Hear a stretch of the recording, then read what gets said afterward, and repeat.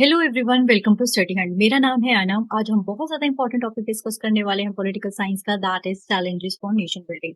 अगर आप हमारे चैनल पे न्यू हैं तो आपको पता चलेगा कि हम इस चैप्टर को कवर करते हैं क्वेश्चन आंसर के फॉर्म में। ज्यादातर स्टूडेंट को डिफिकल्टी होती है, they don't know how to write a proper answer, तो उनको हमारे चैनल के थ्रू हेल्प मिलती है और गाइड किया जाता है कि आंसर के अंदर कौन कौन से की पॉइंट्स होने चाहिए। इस चैप्टर को हम पूरा कवर करते हैं क्वेश्चन आंसर्स के form. So let's start the video without delay. पहला क्वेश्चन आप देख सकते हैं कि जो स्टेट रीऑर्गेनाइजेशन कमीशन है वो कब अपॉइंट हुई थी। तो स्टेट रीऑर्गेनाइजेशन कमीशन जो अपॉइंट हुई थी वो 1953 के अंदर अपॉइंट हुई थी। और वो किस लिए अपॉइंट हुई थी? वो इसलिए अपॉइंट हुई थी ताकि वो रीड्रॉ कर पाए बाउंड्रीज ऑफ स्टेट को। हमारा जो कंटेंट है वो इंग्लिश मीडियम स्टूडेंट्स के लिए लिमिटेड नहीं है, ये हिंदी मीडियम स्टूडेंट्स के लिए भी है। वो भी इस चीज का एडवांटेज उठा सकते। नेक्स्ट हमारा क्वेश्चन आता है कि हमारी फर्स्ट डिप्टी प्राइम मिनिस्टर कौन हुआ करते थे। तो हमारी फर्स्ट डिप्टी प्राइम मिनिस्टर के लिए हमारे पास ये चार ऑप्शन है: सरदार पटेल, मोरारजी देसाई, चौधरी चरण सिंह, सी राजगोपालचारी।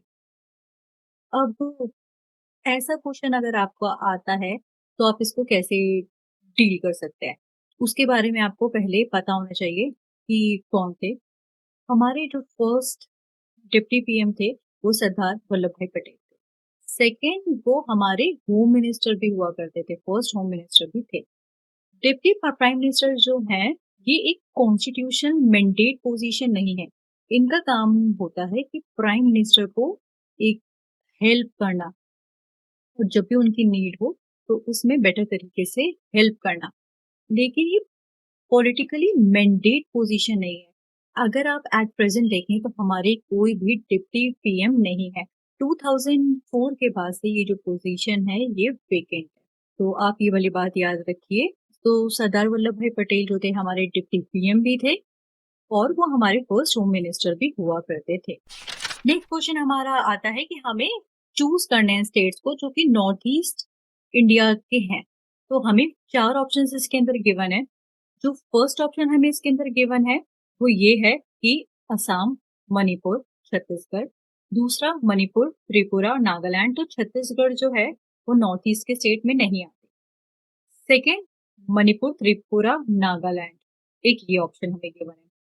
झारखंड, नागालैंड एंड उत्तराखंड। तो उत्तराखंड जो है वो भी नॉर्थ ईस्ट के स्टेट में नहीं आता अगर आप उसकी जोग्राफिकल लोकेशन को देखेंगे। फोर्थ ऑप्शन आपको क्या गिवन है? मणिपुर, मिजोरम एंड महाराष्ट्र। तो महाराष्ट्र भी नहीं आता। तो हमारे जो नॉर्थ ईस्ट के अंदर स्टेट्स आते हैं वो है मणिपुर, त्रिपुरा एंड नागालैंड। अगर आपको नॉर्थ ईस्ट के स्टेट को याद रखना है तो आप इसके थ्रू याद रख सकते हैं AM3 एंड T2। ए जो है उसमें अरुणाचल प्रदेश, M3 कौन कौन से हैं? Meghalaya, Manipur, Mizoram. N stands for Nagaland. T से आप उससे याद रख सकते हैं त्रिपुरा। और ये जो कार्व आउट जब हुआ था असम से निकल के बना था तो आप उससे भी याद रख सकते हैं। और एस, सिक्किम। सिक्किम जो है वो अगर आप देखें वो ओरिजिनल सेवन सिस्टर का पार्ट नहीं है, लेकिन लेटर इनको भी नॉर्थ ईस्ट के अंदर इंक्लूड किया गया था। तो ये आप याद रखने की आपके लिए बहुत ज्यादा अच्छी ट्रिक है। AM3 and T2S। A Arunachal Pradesh, Meghalaya, Manipur, Mizoram, Nagaland, Tripura and Sikkim. तो इसको आप याद रखिएगा। जो हिंदी मीडियम के स्टूडेंट्स हैं, स्टेट्स के नाम तो आपको भी वैसे ही याद रखने पड़ेंगे, जो मैंने आपको एब्रीविएशन बताई वो ही इजी आपके लिए भी पड़ेगी। आप भी उसको इस तरीके से याद रख सकते हैं। फर्स्ट हमारे यूनियन कैबिनेट के एजुकेशन मिनिस्टर कौन हुआ करते थे? तो ये भी बहुत ज्यादा इंपॉर्टेंट क्वेश्चन है। और अगर आप प्रीवियस ईयर के पेपर को एनालाइज करेंगे तो ये चीजें भी कई बार आपसे पूछी गई है। तो इसके अंदर आपके जो है चार ऑप्शंस गिवन है। एक तो कर्पूरी ठाकुर, के कामराज, मौलाना अब्दुल कलाम आजाद, खान अब्दुल गफ्फार खान। इनके बारे में भी आप ज्यादातर अपने नेक्स्ट चैप्टर्स के अंदर पढ़ेंगे कि कौन थे, तो इनके बारे में आपको जानना जरूरी है। आगे के चैप्टर के लिए भी हेल्पफुल है और ये इस चैप्टर के लिए अंदर भी हेल्पफुल है। जो कर्पूरी ठाकुर थे वो हमारे फॉर्मर चीफ मिनिस्टर हुआ करते थे बिहार के। इन्हें जाना जाता है उनकी प्रो पुअर पॉलिसीज के लिए। फॉर्मर चीफ मिनिस्टर या फॉर्मर प्राइम मिनिस्टर, इनका मतलब ये हुआ करता है, उन्होंने सर्व किया है प्राइम मिनिस्टर की तरह, चीफ मिनिस्टर की तरह पास्ट में, बट वो करंट पीएम नहीं है या करंट सीएम नहीं है, तभी उनके आगे हम फॉर्मर यूज करते हैं। ये वाली बात आप हमेशा याद रखिएगा। तो कर्पूरी ठाकुर के बारे में जैसे कि मैंने आपको बताया कि वो फॉर्मर चीफ मिनिस्टर हुआ करते थे बिहार के, और उनको जाना जाता था उनकी प्रो पुअर पॉलिसीज के लिए। सेकंड आपके आते हैं के कामराज। के कामराज भी हमारे फॉर्मर चीफ मिनिस्टर हुआ करते थे तमिलनाडु के, और उनको किंग मेकर की तरह जाना जाता है इंडियन पॉलिटिक्स का। उनका भी फोकस रहा करता था एजुकेशन में। थर्ड हमारे आते हैं मौलाना अब्दुल कलाम आजाद। ये हमारे फर्स्ट एजुकेशन मिनिस्टर हुआ करते थे इंडिया के, और ये फ्रीडम फाइटर भी थे। इन्होंने प्रमोट किया था एजुकेशन को और आईआईटीज को। फोर्थ आपके ऑप्शन के अंदर जो गिवन है वो है खान अब्दुल गफ्फार खान। इनको हम फ्रंटियर गांधी के नाम से भी जानते हैं। तो हो सकता है कि आपका इससे रिलेटेड भी क्वेश्चन आ जाए कि फ्रंटियर गांधी के नाम से आप किसको जानते हैं, तो आंसर होगा खान अब्दुल गफ्फार खान।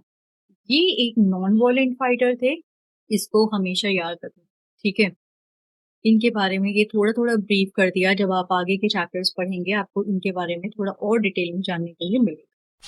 नेक्स्ट आपका क्वेश्चन आता है कि keep in mind the crucial role in politics in our democracy, which route did our national leader decide to take in the newly independent India, explain two points. कौन कौन से roots हमारे national leader ने decide किए थे, goals क्या क्या थे हमारी कंट्री के जब इंडिया को इंडिपेंडेंस मिली थी। तो ये भी बहुत ज्यादा इंपॉर्टेंट क्वेश्चन है। ये आप देखेंगे तो आपको गोल से रिलेटेड बहुत कम मिलेगा आपको बुक के अंदर, लेकिन ये वाला क्वेश्चन अगर आप लास्ट ईयर का पेपर को एनालाइज करेंगे तो आपको जानने को मिलेगा कि ये 6 मार्क्स का क्वेश्चन आया हुआ है। तो आपको ये वाला पता होना चाहिए कि जो हमारे लीडर्स थे, उन्होंने वो बहुत ज्यादा कॉन्शियस थे और उन्होंने काफी क्रिटिकल रोल प्ले किया था पॉलिटिक्स के अंदर। उन्होंने क्या किया था, उन्होंने पॉलिटिक्स को किसी प्रॉब्लम की तरह नहीं देखा, उन्होंने पॉलिटिक्स को एक वे देखा कि ये जो हमारी प्रॉब्लम्स है इसको सॉल्व करेंगे। जैसे कि एजुकेशन की बात करते हैं, एजुकेशन को सॉल्व कौन कर सकता है, पॉलिटिक्स ही सॉल्व कर सकती है। पॉलिटिक्स कैसे सॉल्व कर सकती है कि अच्छी अच्छी पॉलिसीज बना के एजुकेशन के लिए, हेल्थ की प्रॉब्लम, पुअर्टी की प्रॉब्लम, ये सारी की सारी अगर गवर्नमेंट की बेटर पॉलिसीज होंगी तभी ये सुधर सकती है हमारी सिचुएशन। तो हम देख सकते हैं कि जो पॉलिटिक्स है वो उन्होंने कोई प्रॉब्लम की तरह नहीं देखा, उन्होंने इसको एक तरीके से देखा कि ये एक वे है, बेटर वे है प्रॉब्लम को सॉल्व करने के लिए। जो भी सोसाइटी है उसको नीड होती है कि वो अपने आप को खुद से गवर्न कर सके, खुद को रेगुलेट कर सके। इसके लिए हमारी जो कंट्री है वो सॉवरन है। सॉवरन का मतलब होता है कि जो हमारी कंट्री है वो वर्क करती है without interference of the other countries. हम अपने डिसीजंस खुद लेते हैं, कोई दूसरी कंट्री हमारे डिसीजंस नहीं लेती और हमारे डिसीजन को भी इन्फ्लुएंस नहीं करती। ऐसा नहीं है कि चाइना आएगा और आके बोलेगा कि आपने ये वाला डिसीजन क्यों लिया है अपने सिटीजन्स के लिए, या यूएस आके हमको बोल रहा है कि आपने ये वाला डिसीजन क्यों लिया है। तो हमारी जो कंट्री है वो सॉवरेन कंट्री है, वो विदाउट इंटरफेरेंस वर्क करती है। थर्ड जो है, there are always different policy alternative to choose from. यहाँ पे हमारी पॉलिटिक्स के अंदर काफी ज्यादा डिफरेंट ऑल्टरनेटिव्स भी हुआ करते थे। डिफरेंट ऑल्टरनेटिव्स कैसे थे, हमें समझ नहीं आ रहा था कि हम अपनी कंट्री की इकोनॉमी को कैसे बना सकते हैं, कैसे बढ़ाएं आगे। या तो हम एग्रीकल्चर पे वर्क करें, या सेकंड हम क्या कर सकते हैं, इंडस्ट्रीज पे वर्क करें, या फिर अगर हमें रिजर्वेशन लेकर आना है तो रिजर्वेशन लेकर आए या नहीं लेकर आए। तो पॉलिटिकल ऑल्टरनेटिव्स भी थे कि हमें जो गवर्नमेंट वर्क करेगी वो वेलफेयर के लिए कैसे वर्क करेगी। तो जो कांग्रेस थी उसके डिफरेंट आइडियाज, डिफरेंट विजन हुआ करते थे, और जो अपोजिट पार्टीज थे उनके डिफरेंट आइडियाज हुआ करते थे। और कितनी चीजों में नेहरू और गांधी भी आपस में एग्री नहीं किया करते थे। तो ये वाली बात आप हमेशा याद रखना। हमारे जो डिफरेंट ग्रुप्स हैं उनकी डिफरेंट कन्फ्लिक्टिंग एस्पिरेशंस भी होती हैं। जैसे कि डिफरेंट ग्रुप्स की कैसे डिफरेंट एस्पिरेशन हो सकती है, कि कुछ मुस्लिम्स हो सकता है वो चाहें कि हमारे यहाँ पे शरिया लॉ इम्प्लीमेंट हो। शरिया लॉ के थ्रू ही सारे के सारे जो डिसीजंस हैं वो लिए जाएँ। बट कुछ मुस्लिम्स आप देख सकते हैं कि वो चाहते हैं कि हमारा इंडियन कॉन्स्टिट्यूशन को ही सुप्रीम माना जाए और शरिया लॉ फॉलो ना हो। सेकंड, आप टेम्पल से रिलेटेड भी देख सकते हैं। कुछ जो लोअर कास्ट के लोग हैं, वो चाहते हैं कि उनको टेम्पल में एंट्री मिल जाए, लेकिन जो अपर कास्ट के लोग हैं, वो उनकी एंट्री उन टेम्पल्स के अंदर नहीं करवाना चाहते।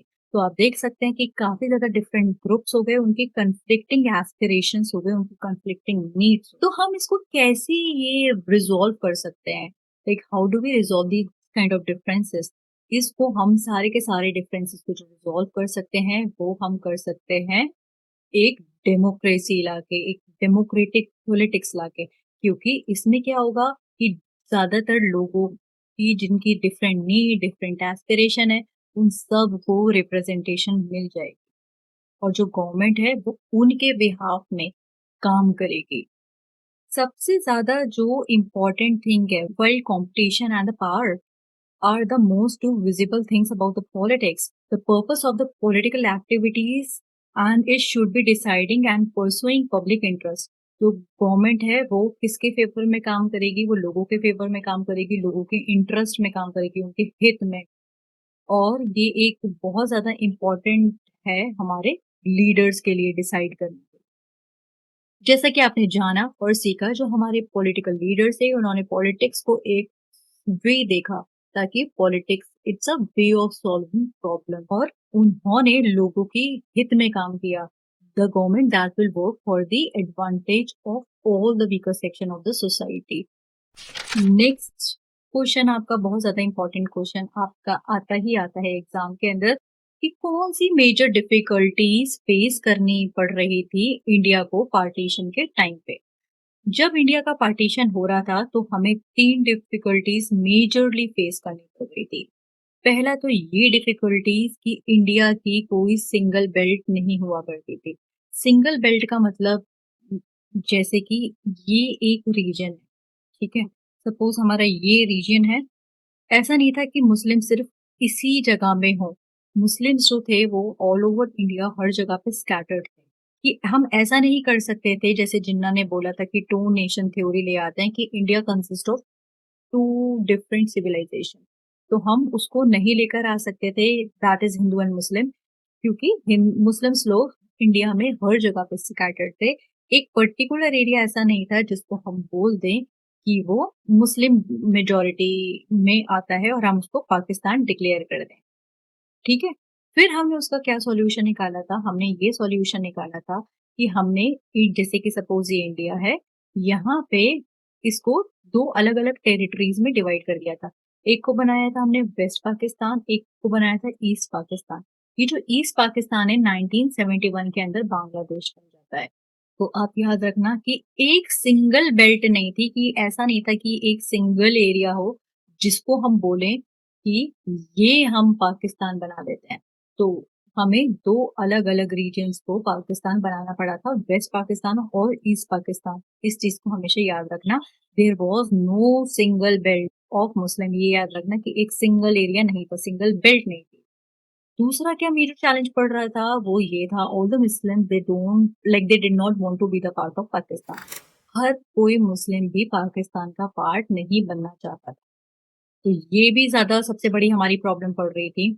और थर्ड कि मुस्लिम्स जो थे वो लार्ज नंबर में कहाँ पे हुआ करते थे, 2 मेजॉरिटीज़ हुआ करती थी। एक तो पंजाब की साइड, और दूसरा जो हुआ करते थे वो बंगाल की साइड हुआ करते थे।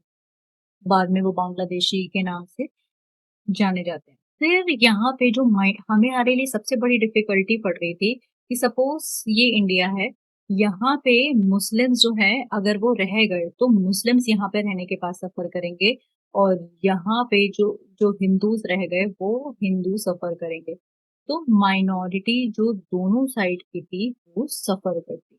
ये सबसे बड़ा चैलेंज हमें फेस करना पड़ रहा था। अब जैसे जैसे मैंने आपको बताया अभी कि कोई भी मुस्लिम्स की एक सिंगल बेल्ट नहीं हुआ करती थी। हर कोई मुस्लिम पाकिस्तान के अंदर नहीं जाना चाहते थे। और थर्ड इम्पोर्टेंट रीज़न वो ये था कि माइनॉरिटीज सारी जगहों की सफर करती। नेक्स्ट, ये बात आपको वैसे ही पता होनी चाहिए कि क्या-क्या चैलेंजिंग और डिफिकल्ट कंडीशन हो रही थी वर्ल्ड में इंडिया के इंडिपेंडेंस के टाइम पे। जब इंडिया का इंडिपेंडेंस चल रहा था, तब वर्ल्ड में सेकेंड वर्ल्ड वॉर की का टाइम था। उसके आसपास की बात है। सेकेंड वर्ल्ड वॉर जो हुआ है वो 1939 से लेके 1955 तक हमारा वर्ल्ड वॉर हुआ है। और सबसे ज़्यादा हमारे वजह से उसमें क्या चैलेंज पड़ रहा था कि जितनी जो कंट्रीज़ थी, उनकी इकोनॉमी, उनका सोशल स्ट्रक्चर, इंफ्रास्ट्रक्चर, ये सब धीरे-धीरे करके कोलैप्स होने लग गया था और इंटरनेशनल लेवल पे स्टेबिलिटी नहीं थी। सेकंड, यूनाइटेड नेशन का भी उस टाइम पे फॉर्मेशन हो रहा था। यूनाइटेड नेशन जो डेवलप हुई थी, वो इसलिए डेवलप हुई थी ताकि वो पीस को मेंटेन कर पाए। वर्ल्ड के अंदर जितने भी इश्यूज़ हैं, उनको देख पाए। उस टाइम पे जो काफ़ी ज़्यादा कंट्रीज़ थी, वो भी एक इमर्ज हो रही थी। वो कैसे इमर्ज हो रही थी? वहाँ पे उस टाइम पे उनको इंडिपेंडेंस मिल रही थी। जैसे कि जो ब्रिटिशर कंट्रीज़ थी और जो-जो कंट्रीज़ वर्ल्ड वॉर सेकंड में हार गई थी, वो इकोनॉमिकली डिवास्टेटेड हो गई थी और वो उनको इंडिपेंडेंस दे रही थी। और उस टाइम पे जो सोशलिस्ट मॉडल हुआ करता था, धीरे-धीरे करके जो कंट्रीज़ ने कर रखा था अडॉप्ट, वो भी फेल हो रहा था और कुछ-कुछ कंट्रीज़ कैपिटलिज्म की तरफ बढ़ती जा रही थी। ज़्यादातर न्यू कंट्रीज़ जो थी हमारी इमर्ज हुई थी। और नेक्स्ट चैलेंज आप देख सकते हैं कि लेगेसी रहा करती थी ब्रिटिश रूल्स की। ब्रिटिश ने जब इंडिया में छोड़ के गए, तो वो काफ़ी ज़्यादा हमारे लिए प्रॉब्लम्स क्रिएट करके गए। उन्होंने इंडिया के अंदर हिंदू मुस्लिम्स का डिस्प्यूट भी बढ़ा दिया था। प्लस उन्होंने प्रिंसली स्टेट्स भी बना दिए थे। प्रिंसली स्टेट्स का मतलब होता है कि दे वर इंडिपेंडेंट। वो इंडिया के साथ भी मिल सकते हैं, वो चाहे तो पाकिस्तान के साथ भी मिल सकते हैं और वो अकेले रहना चाहें तो वो अकेले भी रह सकते हैं। तो हमारे 565 प्रिंसली स्टेट्स बना दिए गए थे। तो ब्रिटिशर्स ने भी बहुत ज़्यादा प्रॉब्लम्स क्रिएट करके गए थे और हमारे लिए सबसे बड़ा ये भी प्रॉब्लम फेस करनी पड़ रही थी कि हम उनको इंटीग्रेट कैसे करें आपस में। और जो पार्टीशन का इम्पैक्ट था जब इंडिया और पाकिस्तान का पार्टीशन हुआ, तो वो बहुत ज़्यादा बड़े लेवल का इट वाज़ मैसिव डिस्प्लेसमेंट। वहाँ पे उस टाइम पे कम्युनल वायलेंस हो रहा था और जो हमारी इकोनॉमी है वो भी काफ़ी डिस्टरप्ट हो गई थी।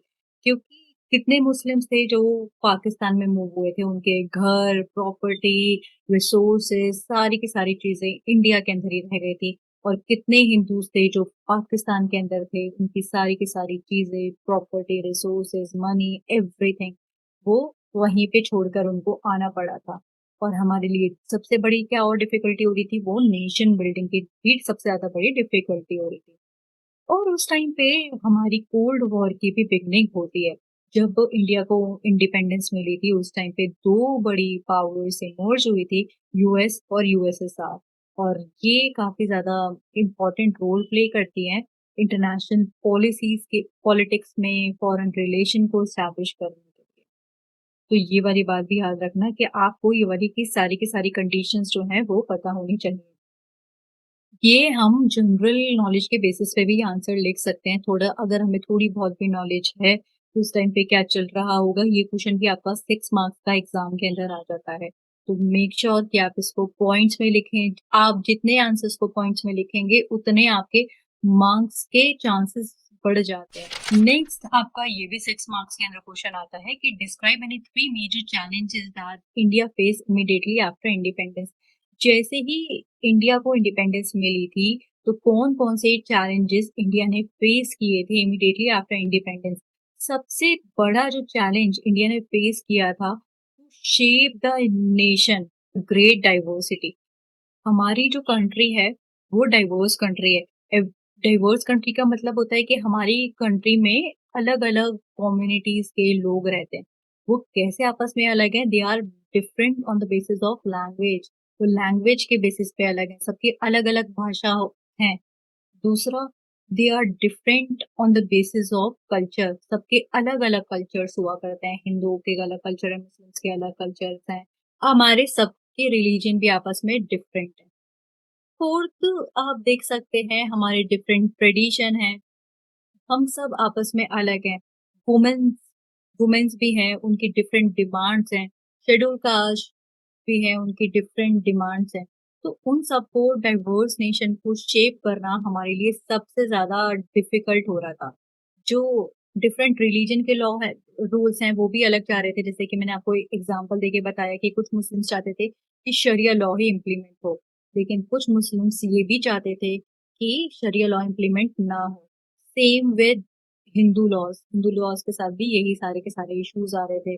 माइनॉरिटीज़ जो थी, उनको एक साथ कंबाइन करके टैकल करना और rules banana, laws banana, it was very difficult for us.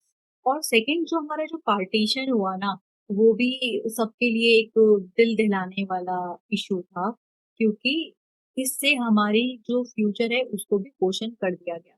अब जब ये चैप्टर को आगे में पढ़ेंगे तो आपको पता चलेगा कि इंडिया ने लिंग्विस्टिक बेसिस पे, पहले इंडिया नहीं चाहती थी कि लैंग्वेज के बेसिस पे स्टेट बनाया जाए, क्योंकि हमारे कॉन्स्टिट्यूशन मेकर को ये डर लगता था कि अगर हम लैंग्वेज के बेसिस पे स्टेट्स बना देंगे तो वो चांसेस है कि वो फ्यूचर में आपस में अलग होने की डिमांड करने लग जाए इंडिया से। तो इसीलिए हम लैंग्वेज के बेसिस पे नहीं बनाने चाहते थे। सेकंड चैलेंज आ रहा था हमारा कि डेमोक्रेसी को एस्टैब्लिश करना। डेमोक्रेसी को एस्टैब्लिश करने के लिए कैसे चैलेंज आ सकता है कि हमारी जो कंट्री है वो पुअर कंट्री, और लोग जो थे, इंटरनेशनल मीडिया थी, वो हमें क्रिटिसाइज कर रही थी कि ऐसे पुअर लोगों को वोटिंग राइट देके क्या ही फायदा। और नेहरू जो आगे वाली जो आने की जनरेशन है, they will laugh about Nehru कि उन्होंने ऐसे इलिटरेट लोगों को वोटिंग राइट्स दिए हैं। और इतने बड़े स्केल पे इलेक्शंस हुए नहीं थे किसी भी कंट्री के अंदर। डेमोक्रेसी उस टाइम पे सिर्फ और सिर्फ प्रॉस्परस नेशन के अंदर ही एग्जिस्ट किया करती थी। जो भी डेवलपिंग नेशन है वहां पे एग्जिस्ट नहीं करा करती थी। फ्रांस ने भी 1946 के अंदर वोटिंग राइट दिए थे वुमेन को, जो कि जानी ही जाती है अपनी डेमोक्रेसी के लिए। वहीं पे ही लिबर्टी, इक्वालिटी, फ्रेटर्निटी के इश्यूज राइज हुए थे फ्रांस में, पर स्टिल उन्होंने ही 1946 के अंदर वुमेन को वोटिंग राइट दिए थे। बट इंडिया ने immediately after independence they have given voting rights to women as well. और हमने कोई भी कास्ट के नाम पे, ऐसा नहीं है कि अपर कास्ट को ही वोटिंग राइट दिया हो या फिर मेल्स को ही वोटिंग राइट दिया हो, हमने सबको दिया है, irrespective of caste, colour, gender और प्लेस ऑफ बर्थ। हमने रिप्रेजेंटेटिव डेमोक्रेसी को अडॉप्ट किया। रिप्रेजेंटेटिव डेमोक्रेसी का मतलब होता है कि डायरेक्ट डेमोक्रेसी नहीं थी उस टाइम पे। डायरेक्ट डेमोक्रेसी का मतलब कि जो लीडर हम चूज कर रहे हैं वो डायरेक्टली हमारे डिसीजंस को ले रहे हैं। ये बड़ी कंट्री के अंदर पॉसिबल नहीं हो पाता। जो हमारे रिप्रेजेंटेटिव्स हैं, they take the decision on the behalf of us. ये हमारे बिहाफ पे डिसीजन लेते हैं, क्योंकि हम लोगों के पास we do not have much time to participate in the political process. कि हम डेली डेली जाके पॉलिसीज के लिए हम नहीं बोल सकते कि हम ये पॉलिसीज बना, हम चाहते हैं कि ये वाली पॉलिसीज हो, क्योंकि हमारा बिजी स्केड्यूल है। तो जो हमारे इलेक्टेड लीडर्स होते हैं, that is our representatives, they take the decision on the behalf of us. हमने पार्लियामेंट्री फॉर्म ऑफ गवर्नमेंट को भी अडॉप्ट किया था। और जो सबसे बड़ा चैलेंज हमें उसी टाइम पे डेमोक्रेसी को एस्टैब्लिश करने में पड़ रहा था। और हमारा एक और गोल भी था और मेजर चैलेंज भी था कि हम ऐसी गवर्नमेंट बनाना चाहते थे that will work for the well being of all the citizen, जो कि सबके लिए काम करे। Well being of all the citizen, basically specially those who are the marginalized section of the society. कुछ वर्ड्स पॉल साइंस के अंदर याद रखना। एक आता है मार्जिनलाइज्ड सेक्शन ऑफ सोसाइटी। दूसरा आता है आपका सोशली डिसएडवांटेज। तीसरा आता है वीकर सेक्शन। ये बात तो एक ही के बारे में हो रही है, लेकिन हम डिफरेंट डिफरेंट वर्ड यूज कर लेते हैं। तो होता है socially disadvantage, socially backward, weaker section of the society, marginalize section of the society. ये सारे के सारे जो बात कर रहे हैं वो एक ही चीज के बारे में बात कर रहे हैं। तो आप कभी कभी अपने आंसर्स के अंदर ये डिफरेंट ऑल्टरनेटिव वर्ड्स यूज कर सकते हैं कि ऐसी गवर्नमेंट चाहिए थी हमें that will work for the welfare of all the citizens, और वहां पे वो इक्वली सबको ट्रीट करे, स्पेशल प्रोटेक्शन दे माइनॉरिटीज को। आंसर राइटिंग भी एक कला होती है। अगर आप देखेंगे तो ये भी 3 ही पॉइंट्स थे और ये आपका 6 मार्क्स का क्वेश्चन आया हुआ है। तो जितने मार्क्स का क्वेश्चन होता है, हमें उतने ही पॉइंट्स लिखने पड़ते हैं। 6 मार्क्स का क्वेश्चन है तो 6 पॉइंट्स। लेकिन इस आंसर में 3 ही पॉइंट्स गिवन है आपकी बुक के अंदर, तो आप इसको 3 पॉइंट्स को ही इलैबोरेट करके लिख सकते हैं। जैसे कि मैंने आपको कुछ पॉइंट्स बताए कि कैसे लिखना है, और आप उनको ही अच्छे से लिख देंगे तो आपको इस आंसर के अंदर फुल मार्क्स मिल जाएंगे। नेक्स्ट आता है, बहुत इंपॉर्टेंट है ये क्वेश्चन, कि महात्मा गांधी का क्या रोल था रिड्यूस करने के लिए कम्युनल वायलेंस को, जो कि पार्टीशन के टाइम पे हो रहा था। तो महात्मा गांधी जो थे, पार्टीशन के बिल्कुल भी फेवर में नहीं थे। जिन्ना चाहते थे कि जो हमारी कंट्री है, हम उसका डिवीजन कर दें रिलीजन के बेसिस पे। लेकिन महात्मा गांधी नहीं चाहते थे। जिन्ना के कहना था कि India consist of two different civilization, that is Hindu and the other one is Muslim. तो ये वाली बात जिन्ना का कहना था, लेकिन Mahatma Gandhi he was not in a favour of it. Mahatma Gandhi ने इंडिपेंडेंस डे का जैसे सेलिब्रेशन हो रहा था ना, उसके अंदर पार्टिसिपेट भी नहीं किया था, और वो रिट्स को और वॉयलेंस को स्टॉप करवाने में लगे हुए थे। जो हिंदू और मुस्लिम के बीच में रिट्स और वॉयलेंस उस टाइम पे हो रहा था, वो उसको स्टॉप करा रहे थे। गांधी का जो प्रिंसिपल थे वो थे सत्य और अहिंसा के ऊपर पे, नॉन वॉयलेंस और ट्रुथ के ऊपर उनका प्रिंसिपल बेस्ड हुआ करते थे। लेकिन ये प्रिंसिपल भी फेल कर रहे थे उस टाइम पे लोगों को आपस में बाइंड करने में। उनकी प्रेजेंस थी कैलकटा के अंदर, जब इंडिपेंडेंस डे का सेलिब्रेशन हो रहा था, वो कैलकटा के अंदर थे, और वहां पे वो रेड्स को, वॉयलेंस को स्टॉप करवा रहे थे। तो ये वाली बात याद रखना, ये आपका मैप में प्लॉट होने के लिए भी आ सकता है। ये क्वेश्चन ऐसे आ सकता है कि महात्मा गांधी इंडिपेंडेंस डे के टाइम पे कहाँ पे हुआ करते थे, तो आपको मैप में मार्क करना होगा कि वो कैलकटा में थे इंडिपेंडेंस के टाइम पे। सेकेंड, इंडिपेंडेंस के टाइम पे जैसे कि हमने देखा वो कैलकटा के अंदर थे, और वहां पे कम्युनल हार्मनी लाना चाहते थे। दो, जो हिंदू मुस्लिम दो अलग कम्युनिटीज हैं, उनके बीच में एक हार्मनी, प्यार की भावना लेकर आना चाहते थे। और उसके बाद ये जो हार्मनी थी, ये कुछ लिमिटेड टाइम के लिए ही थी। रेड जो थी हिंदू मुस्लिम की कॉन्टिन्यूसली चल रही थी, और वॉयलेंस जो था वो होने लगा था। फिर वो दिल्ली आते हैं। फर्स्ट रेड के टाइम पे वो कहाँ थे, वो वहां पे थे कैलकाटा में। सेकंड जो थी, वो दिल्ली के अंदर शिफ्ट हो गए थे। तो वो दिल्ली के अंदर कब शिफ्ट हुए थे, 1948 के अंदर। ये वाली बात भी याद रखना, ये भी मार्क करने के लिए आ सकता है कि 1948 में गांधी जी कहाँ पे थे रिट्स को सॉल्व कराने के लिए हिंदू मुस्लिम। तो आपको मैप पे ये दिल्ली में मार्क करने के लिए आ सकता है। एक तो कैलकाटा का आ सकता है, इंडिपेंडेंस के टाइम पे थे। बाद में कहाँ पे थे, जनवरी 1948 के अंदर वो थे दिल्ली के अंदर। और ये जो कैलकाटा का टाइम है, ये कैलकाटा में कब थे, वो सितंबर मंथ के आसपास की बात है। कॉम्युनल टेंशन जो थी, बाद में उनके एफर्ट्स की वजह से धीरे धीरे करके रिड्यूस हो गई थी, और जो मुस्लिम्स थे वो काफी सेफली इंडिया के अंदर रहने लग गए थे। बट उनके जो एक्शंस थे, सब ऐसा नहीं था उनके एक्शंस को पसंद करते हो। नाथूराम गोडसे ने उनको गोली मार दी थी, आपने ये देखा भी होगा। और उनके जो गांधी जी के प्रिंसिपल थे, वो नॉन वायलेंस के ऊपर, जस्टिस और टॉलरेंस के ऊपर बेस्ड हुआ करते थे। तो ये भी पूछ सकते हैं कि गांधी जी के कौन से प्रिंसिपल्स थे, तो आप उसके अंदर ये भी आंसर लिख कर आ सकते हैं। जब भी आप ये पढ़ेंगे तो आपके इस मैप से रिलेटेड भी क्वेश्चंस आ सकते हैं। तो याद रखना कि मैप आएगा तो मैप से रिलेटेड भी आप इसमें क्वेश्चन कर पाओ। आपको पता होना चाहिए कि कैलकाटा कहाँ पे है, आपको पता होना चाहिए दिल्ली कहाँ पे है। तो इंडिया का मैप तो एटलीस्ट बेसिक है, वो आपको आना ही आना चाहिए। फिर आ जाता है analyse the four consequences of partition of India. इसमें आपको एक स्टोरी की तरह इस चीजों को डिस्क्राइब करना है। फोर पूछे गए हैं, ये 6 मार्क्स का क्वेश्चन आता है। आप जितने मैक्सिमम से मैक्सिमम पॉइंट्स लिख पाए, आपको उतने मार्क्स मिल जाएंगे।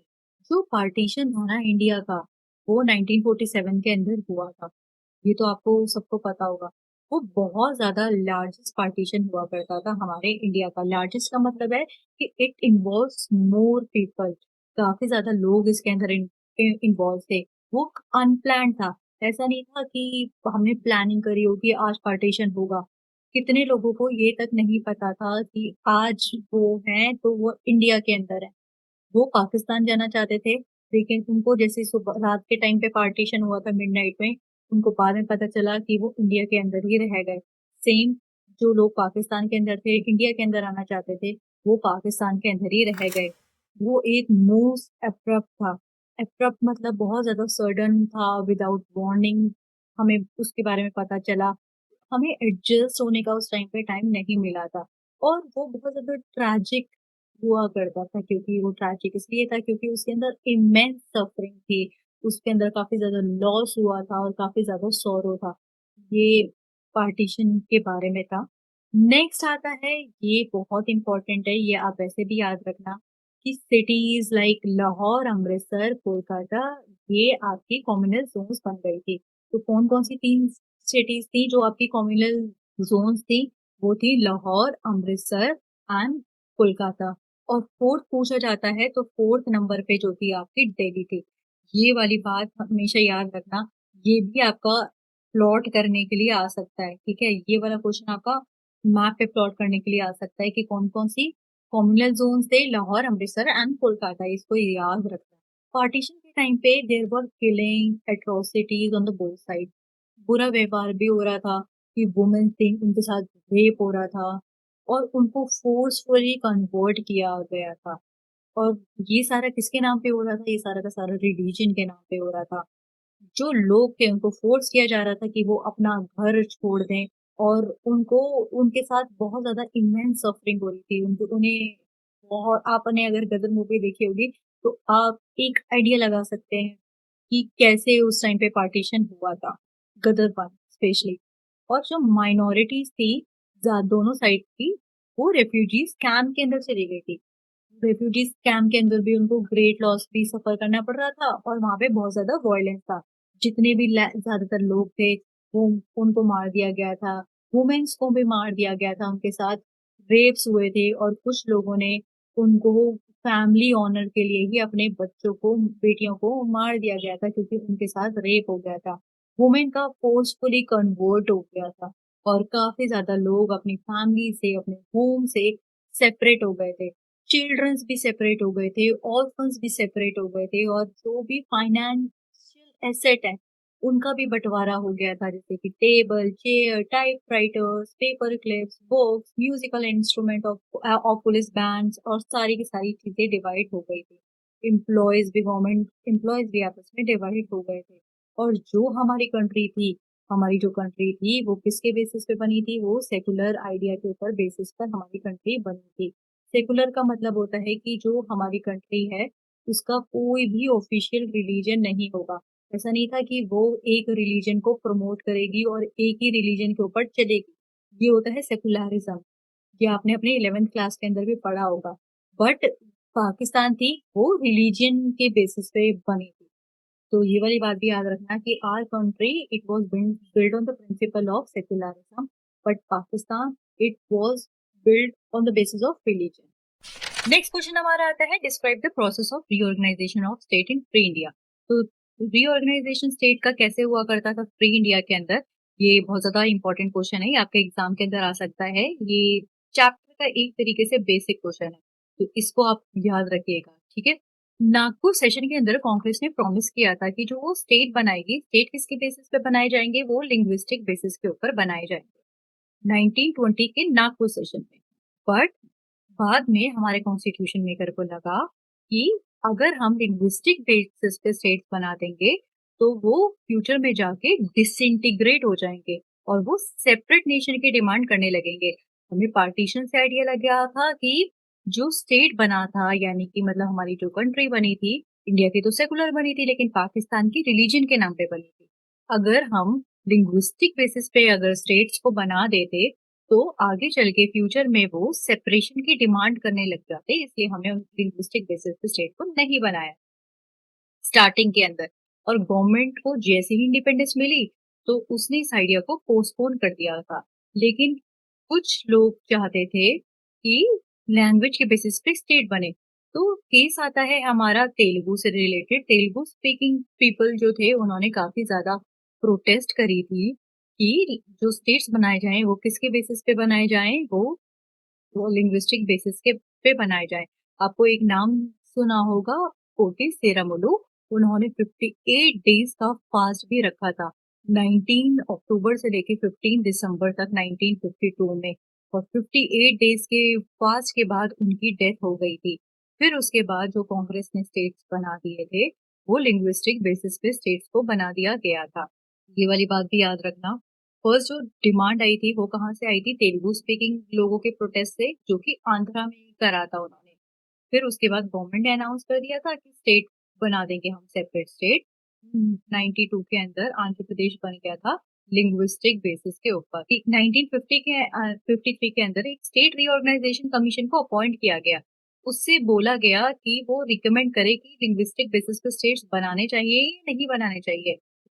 फिर उसकी जो फाइंडिंग्स थी कि हम स्टेट को ऐसे बनाएंगे कि the boundaries of the state will reflect the boundaries of the languages.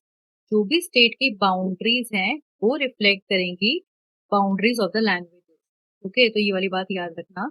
उनकी ये रिकमेंडेशन थी कि जो भी स्टेट की बाउंड्री है, वो रिप्रेजेंट करेंगी बाउंड्रीज ऑफ द लैंग्वेजेस को। फिर 1956 के अंदर ये एक्ट पास हो गया कि हमने स्टेट्स बना दिए, 14 स्टेट्स बनाए गए थे और 6 यूनियन टेरिटरीज बनाई गई थी। किसके बेसिस पे? लैंग्वेज के बेसिस पे। और धीरे धीरे करके हमने और ज्यादा स्टेट्स बनाए और लोगों की जो डिमांड थी स्टेट्स को लेके, वो धीरे धीरे करके बढ़ती रही। अभी आगे हम लास्ट में पढ़ेंगे कि कौन कौन से स्टेट का फॉर्मेशन कौन कौन से ईयर में हुआ था। तो ये भी बहुत इंपॉर्टेंट क्वेश्चन है। या आप कॉम्पिटिटिव एग्जाम्स के लिए भी अपने प्रिपेयर करेंगे, या फिर जैसे आपका सीयूईटी का भी एग्जाम होने वाला है, तो उसके लिए भी बहुत ज्यादा बेनिफिशियल होगा कि आपको पता होना चाहिए कि कौन सा स्टेट कब फॉर्म हुआ था as a student of political science. एक क्वेश्चन आपका आता है कि हमें टू नेशन थ्योरी बतानी है कि वो किसने बनाई गई थी। तो टू नेशन थ्योरी जो थी, उसके जो लीडर थे, वो थे मोहम्मद अली जिन्ना। उनका कहना था कि India consist of two different civilization, that is Hindu and Muslim, and they can not live together. वो एक साथ नहीं रह सकते। तो उसके लिए उन्हें, like he wanted separate Nations for the Muslims. और जो इंडिया बना था वो सेकुलर आइडिया पे बना था, और पाकिस्तान जो बना था वो रिलीजन के बेसिस पे बना था।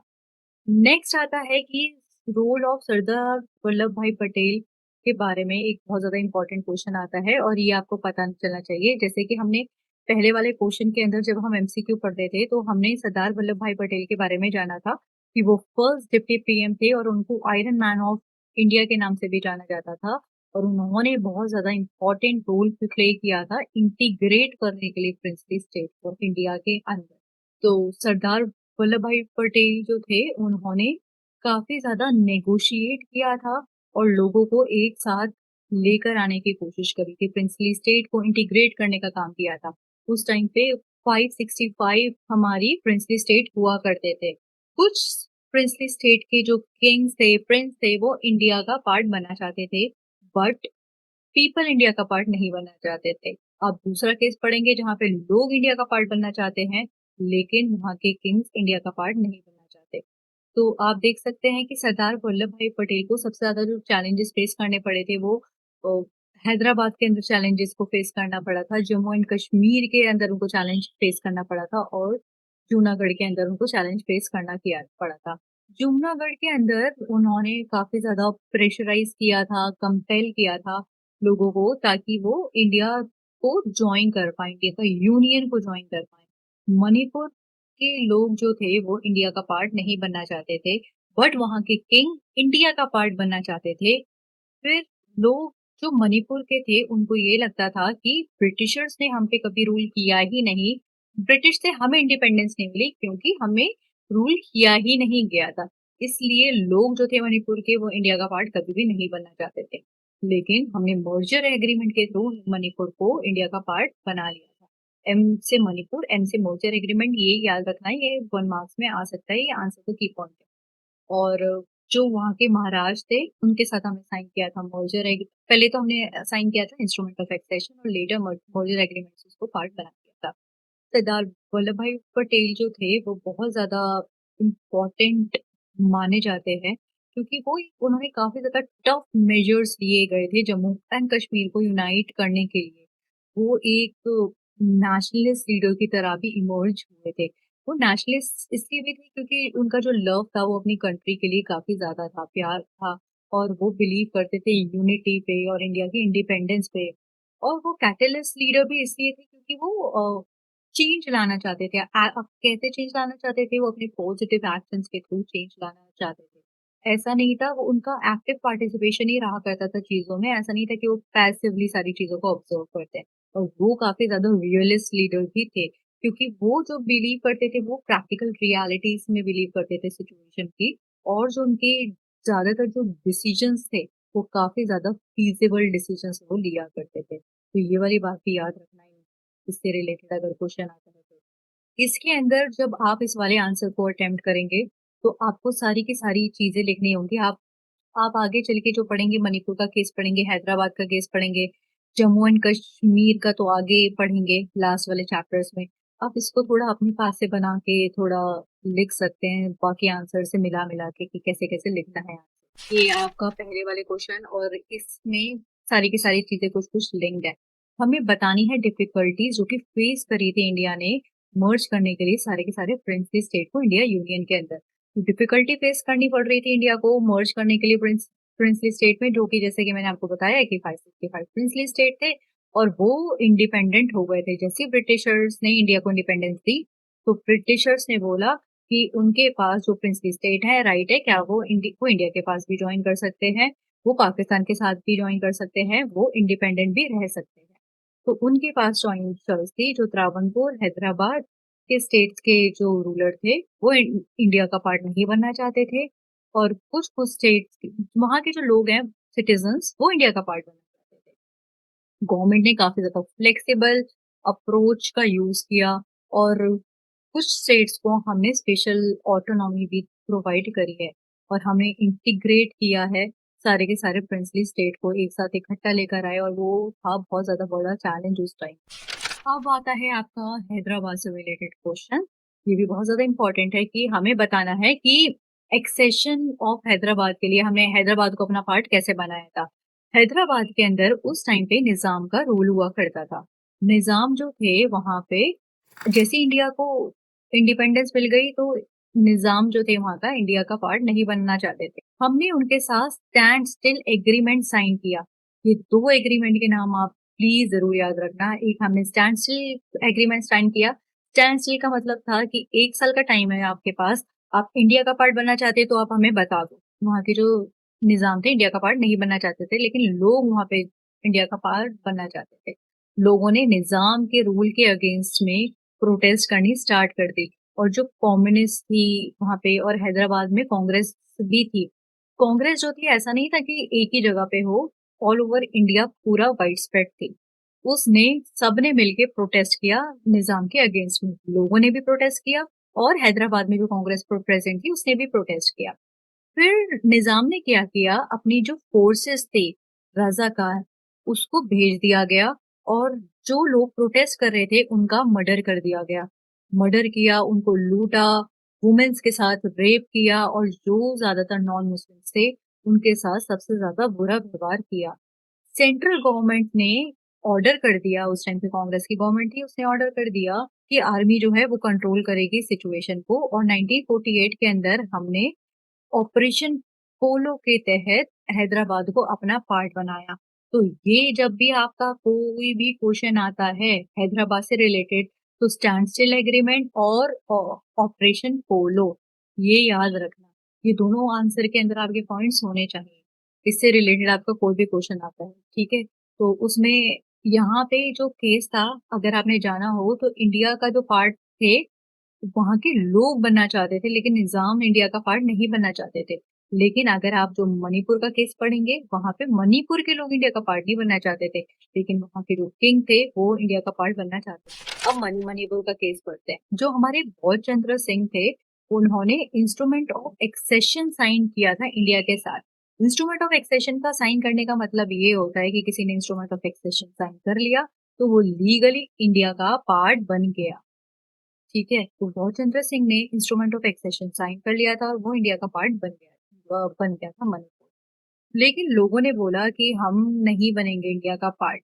तो first time Indian history, Manipur के अंदर इलेक्शन हुए थे जून 1948 के अंदर।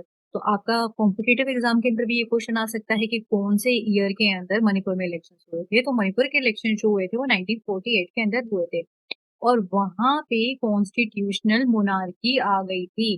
कॉन्स्टिट्यूशनल मोनार्की का मतलब होता है कि जो अंडर की पार्लियामेंट है वो इलेक्टेड है, बट जो लीडर है वो इलेक्टेड नहीं है। किंग जो होंगे वो इलेक्टेड नहीं होंगे, बट अंडर की पार्लियामेंट सारी की सारी इलेक्टेड हो। ठीक है। स्टार्टिंग में वहां पे मणिपुर में हमारी कॉन्स्टिट्यूशन मोनार्की आ गई थी, और फर्स्ट टाइम जो इलेक्शन हुए थे वो मणिपुर के अंदर हुए थे। कैसे हुए थे?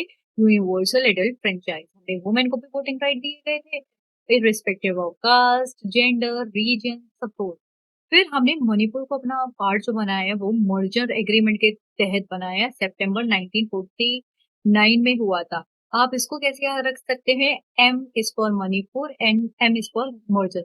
इसमें दो नाम याद जरूर रखना, एक तो इंस्ट्रूमेंट ऑफ एक्सेशन और दूसरा मर्जर एग्रीमेंट।